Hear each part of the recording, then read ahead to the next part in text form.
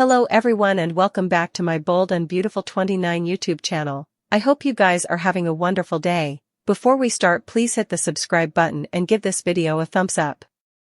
Liam to go missing from the sanitarium. Lee seems ready to commit another horrifying crime. Sheila mourn Luna. Cleric will be there to offer support, although he's relieved the girl is dead. Sheila won't be mourning Luna alone, however. Finn will also be going through complicated passions. Finn might not suffer his killer son, but the sweet little girl he remembers from Nonage. Indeed, though Lee claimed Luna failed in recovery, there were no substantiations. The last time Bridget saw Luna, she was alive and being watched by Lee. It seems that Lee might fake Luna's death and also intimately try to fix her. Still, there comes a time when someone is no longer reparable. Bill waits while Grace operates on Liam.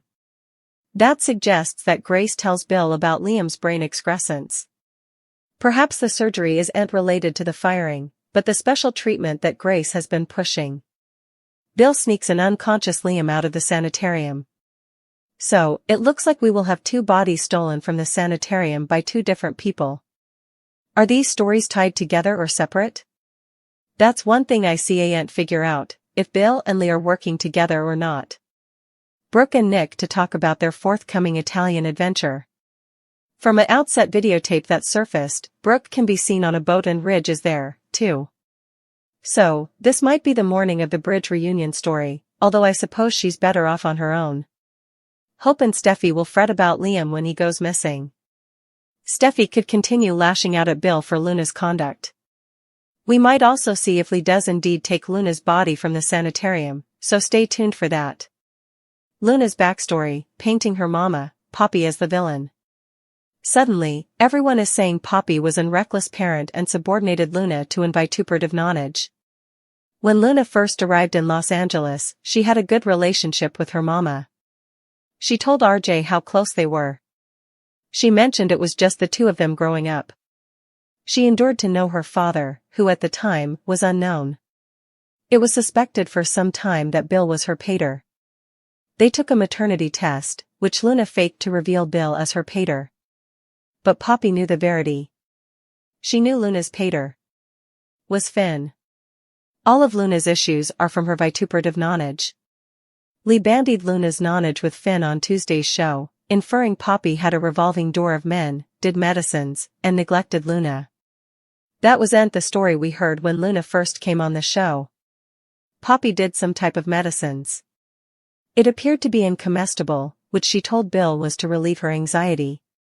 But the way Lee and Finn talked about the medicine operation, it sounded like hard medicines. No bone had ever said anything about neglecting Luna until lately. The original story was Poppy did the stylish she could as a single mama, but they always had fiscal issues. Luna's internal health issues are being criticized on Poppy. The Bold and the Beautiful spoilers say that Lee and Finn feel poorly for her, condemning all her internal issues on her vituperative nonage. That's a complete rewrite. With Lee and Finn condemning Luna's issues on Poppy and being a terrible mama, when Luna came, she was a sweet and kind girl, who wanted a career in fashion.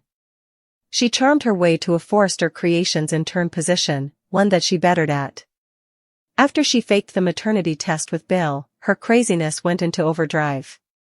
She killed the man who believed he was her father.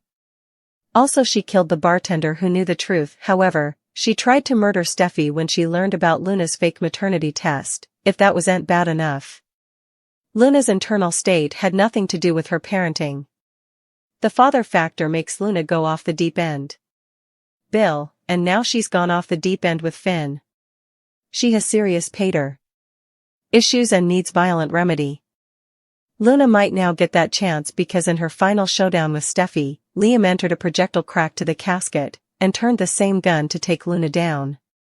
It's possible Luna will survive this ordeal, however, she'll earn a one-way ticket to the slammer, if she does. Luna is adhering to life at the sanitarium after getting shot in the casket.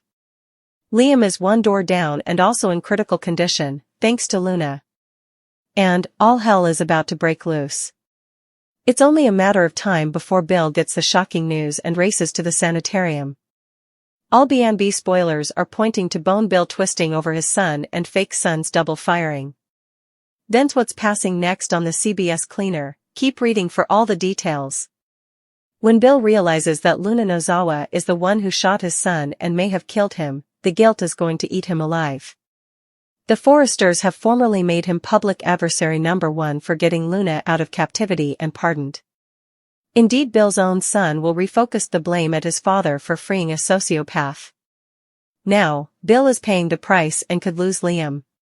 Luna and Liam will both be hooked up to life support machines while the Croakers work on them. The Scuttlebutt shop has been intimating that one of them will die, and we all assumed it would be Luna. But, what if the Penns actually kill off Scott Clifton's character rather? Will Bill Spencer avenge? Lee is trying to save her worried niece from her projectile injuries, and seems to be her primary croaker. It wouldn't be hard for Bill to talk his way into Luna's sanitarium room. After all, she was his fake son for a brief time, he might indeed be on her caller list. Still, Bill Spencer is going to helical if Liam passes down. The sanitarium might want to consider around the timepiece security for the cute little periodical killer, because her fake pater is going to have a dismissal to grind with her. Bill could indeed go into her room and turn off her life support machines, or indeed worse, try to smother her with a pillow. Bill suffering with his guilt, Finn delivering bad news, and Lee tearing into Poppy like no way ahead. Lee reiterated her failed plight to save Luna and make sure her family really understood what she was saying. But, important to her shock, Poppy stood establishment in being glad her son was dead. She seized Poppy and dragged her into a private room where she brazened her disgusting jest. Poppy wasn't shamed, however. In fact, she doubled down. Lee lost it. Luna was troubled, but why did Poppy suppose that was? Just look how she raised the girl. It's clear Luna turned out the way she did because of Poppy's coitus and medicine's lifestyle. However, sweet girl she was when she was a child, if she had been a good mama Luna would have been the sweet. Poppy's atrocity told Lee each she demanded to know. Steffi and Hope paid a visit to Liam while Carter left Wyatt a voice correspondence. By the time they all met up in the hall, Ridge was right there to console his son. Taylor soon followed and latterly, Bone Bill showed up. Steffi tore into him and criticized him for all effects Luna. Poor Bill was destroyed with guilt and devastated. His son was fighting for his life and it was basically his fault. Steffi demanded Bill leave the sanitarium but he refused. He wasn't going anywhere until he sees his son. He took all their wrathfulness and let Steffi and Ridge have their say-so, and also he broke down. He's failed Liam over and over at every turn. Through gashes, Bill pledged to stand by his son and help him fight. Steffi had all she could take ahead. She took off to join Hope at Liam's bedside. Cleric brought Sheila a drink and joked about her toes. What are the odds she'd lose another bone? Sheila also told Deacon everything that went down and how she got into this mess. Cleric was worried but understanding and indeed agreed to find out how Luna is. He didn't want Sheila around her but she merited to know and he wasn't about to crush her expedience that her granddaughter could turn her life around. He set up Finn in Liam's room and was relieved to see the Spencer heir at law made it. Still, when he asked about Luna, Finn didn't have good news. Not at each. He indeed accompanied Deacon back to Sheila's room to deliver the ruinous news. Despite Lee's stylish sweats, Luna was gone. Unlike Poppy, Sheila had a breakdown and cried for her fallen granddaughter. Lee tells Poppy that Luna didn't make it. She worries when Poppy putatively has no response. Lee continues saying she and Dr. Forrester did all they could, but Luna's injuries were too serious. Poppy looks her family directly in the face and says she gets it and is still glad her son is dead. Lee pushes her family into an test room as she can't believe how cold Poppy is replying to her son's death. Poppy prodigies if she should have prevaricated. Lee says her family is disgusting as Luna was her son but Poppy says she's happy to be relieved of her. Poppy doubles down and says she's glad to be relieved of Luna. Poppy realizes Luna no way had a chance. Cleric sits next to Sheila and says he allowed. He lost her. Sheila notes she has plenty further lives left to live. They get a little giggly when noting the fact she lost yet another toe. She wants to go check on Luna, but Deacon says he'll take care of it. Finn, Steffi, and Hope arrive to see Liam, who's in the same condition as earlier.